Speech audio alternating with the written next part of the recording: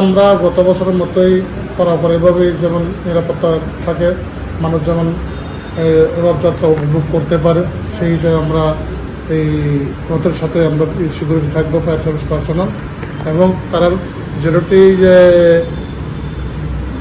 বানানো হইব, রথের যে মণ্ডপটা বানানো হইব, যেটা ঘুরবো, স্কুলে আমরা পারমিশন দিয়েছি, এটা শুধু কাঠের হবে, কোনো স্টিল বা লোহা কোনো ব্যবহার করা যেত, আমরা ইনস্ট্রাকশন দেওয়া আছে। বাকি যারা আছেন তারা কি আপনাদের নির্দেশ মানছে?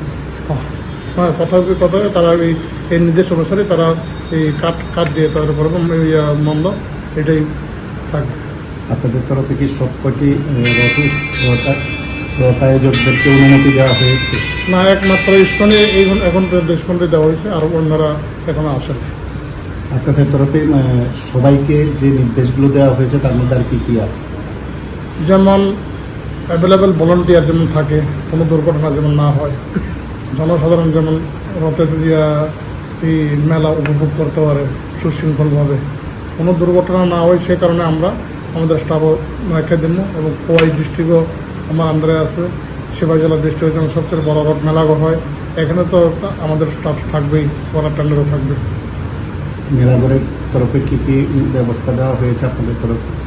আমাদের একটা ওয়াটার টেন্ডার থাকবে, স্টাফ অ্যাভেলেবেল থাকবে এখানে, যে কোনো সময় যে কোনো ইনসিডেন্টের যেমন সঙ্গে সঙ্গে যেমন আমরা রেস্কিউ করতাম পারি, এবং ওদেরকেও বলা হয়েছে এই অ্যাভেলেবেল ভলান্টিয়ার যেমন থাকে।